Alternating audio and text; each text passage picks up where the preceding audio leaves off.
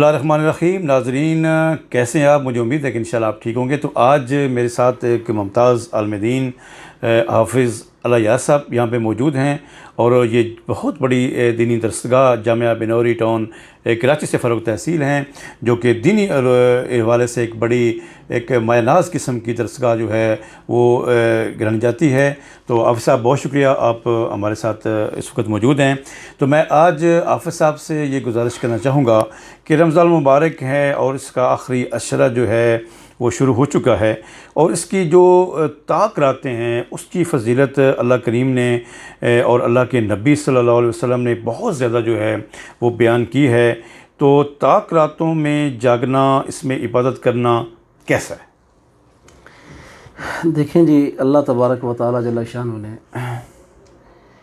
اس امت کے اوپر مہربانی فرمائی ہے کہ گاہے بگائے ایسے مواقع فراہم کیے کہ جہاں پر نیکی کا ریٹ زیادہ ہوتا ہے، بالکل صحیح، بالکل صحیح، اجر زیادہ ملتا ہے. بے شک.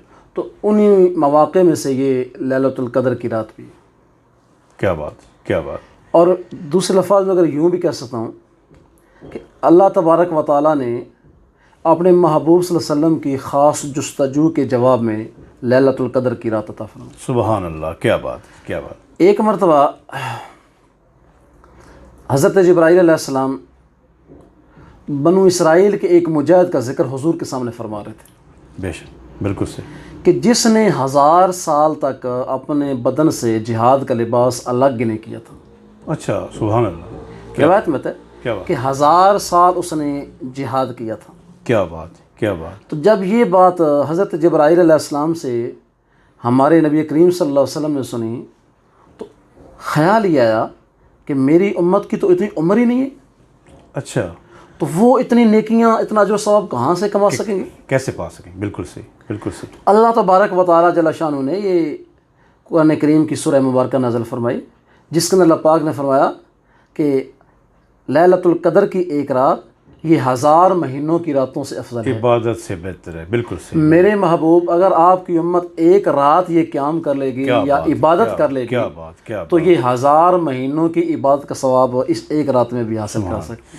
تو یعنی کہ آپ کی جس طرح آپ نے اس رات کی اہمیت کی بات کی، تو اگر مثال کے طور پہ ایک بندہ اپنی زندگی میں 10 سال یعنی بلوغت کی حال میں 10 سال بھی یہ رمضان پا لیتا ہے، اور 10 سال میں اگر اسے لیلۃ القدر نصیب ہوتی ہے، تو میں سمجھوں وہ تقریباً میرا خیال میں کوئی 850 کے قریب جو ہے نا وہ سال بنتے ہیں. یعنی کہ 850 سال کی عبادت جو ہے وہ اسے 10 سالوں میں جو ہے نصیب ہو جاتی ہے. اچھا حافظ صاحب، اس میں ہمارے ایک یہاں سے پوچھنا چاہوں گا، ایک چیز ہوتی ہے کہ لیلۃ القدر کچھ مطلب ایک ہمارے دیہاتی علاقوں میں ایک مشہور ہوتا ہے جی، کوئی اس طرح کی کوئی روشنی سی کو نظر آتی ہے، کوئی اچانک کوئی مطلب اس طرح سی کوئی لہر سی کو پڑتی ہے. کیسے محسوس ہو کہ یہ رات لیلۃ القدر کی رات؟ بس یہ ایک عوامی بات ہے، حقیقت کے ساتھ اس کا تو کوئی تعلق نہیں ہے. ٹھیک ہے. کتابوں میں ایسی کوئی مطلب روایت نہیں آتی ہے کہ رات کو روشنی ہو جاتی ہے یا مطلب کہ ساری مخلوق جو ہے وہ سجدہ کرتی ہے. بس بندے اور اللہ کا تعلق ہے کہ بندہ اس رات اللہ کے سامنے عبادت کر رہا ہے یا نہیں کر رہا ہے، اللہ کے سامنے اوزاری کر رہا ہے یا نہیں کر رہا ہے. جو کر رہا ہے اللہ کی بارگاہ میں اس کا جو ہے وہ لکھا جا رہا ہے، اور جو نہیں کر رہا بس. کیا بات. تو یعنی کہ اس سے مراد آپ کی یہ ہے کہ ان طاق راتوں میں سے کوئی ایک رات بھی ہو سکتی ہے. تو ناظرین، یہ بڑا زبردست پہلو ہے اور بڑی توجہ طلب والا بھی ہے کہ مثال کے طور پہ ہم اسیس نہ کریں، اور ہمارا بحیثیت امت ایک کنسیپٹ بن چکا ہے کہ ہم نے 27ویں شب کو ہی جاگنا ہوتا ہے.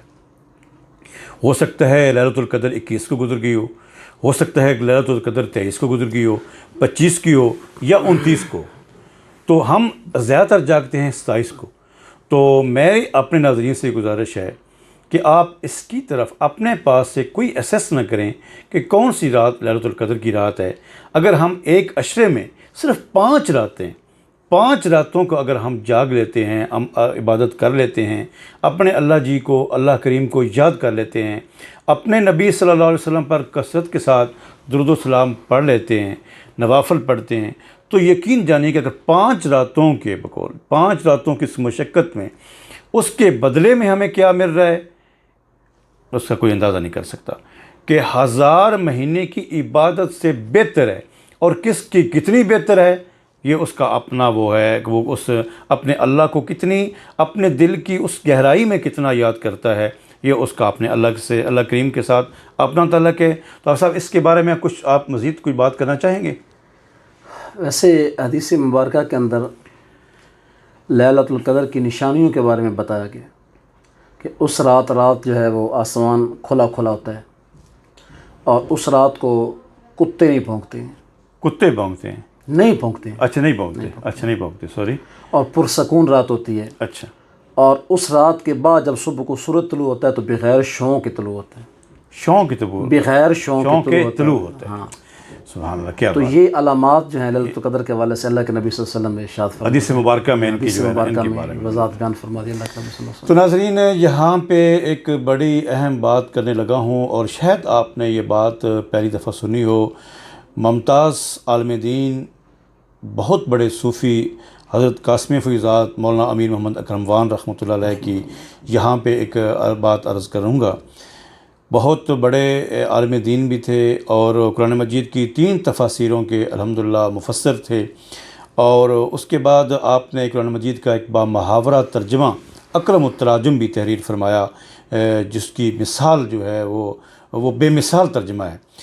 تو آپ کا یہ تھا کہ ہمارا مثال کے طور پہ ہم یہاں پہ ہمارے پاس دن اور طرح کے ہے، رات اور طرح کی ہے۔ کچھ ایریے ایسے ہوں گے کہ اس وقت وہاں پہ دن ہوگا، ادھر رات ہوگی۔ اگر یہاں آج کی 21ویں رات ہے تو کوئی جگہ ایسا خطہ بھی ہوگا جہاں پہ 22ویں رات ہوگی، پھر یہاں پہ جب ہمارے پاس 22ویں ہوگی تو کسی خطے پہ 23ویں ہوگی۔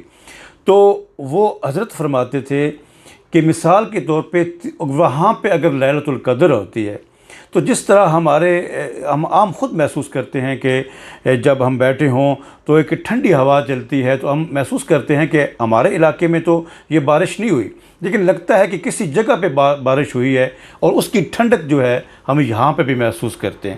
تو حضرت فرماتے تھے کہ اگر کسی اور خطے میں بھی اگر لیلۃ القدر ہوئی ہے لیکن ہمارے ہاں وہ طاق رات نہیں بھی ہے، تو اس خطے کی یا اس علاقے کی جو ٹھنڈک ہے، اس رات کی جو کیفیات ہوں گی، جو اس کی برکات ہوں گی، اس کا اثر یہاں پر بھی ہمیں جو ہے وہ محسوس ہوگا۔ اس کا اثر، اس کا جو ہے وہ اس کی ٹھنڈک ہم یہاں پہ بھی محسوس کر سکیں گے۔ تو حضرت کے اس فرمان کے بعد تو یہی محسوس ہوتا ہے کہ رمضان المبارک کی آخری عشرے کی ہر رات قیمتی ہے، مبارک ہے، اور ہمیں ضرور کوشش کرنی چاہیے کہ ہم اپنی اس استطاعت اور حیثیت کے مطابق ہم اس رات کو اپنے اللہ کریم کا ذکر زیادہ سے زیادہ کر سکیں، اپنے نبی صلی اللہ علیہ وسلم پر زیادہ سے درود سلام پیش کر سکیں۔ دعاؤں کے ساتھ اجازت چاہوں گا۔ السلام علیکم ورحمۃ اللہ وبرکاتہ۔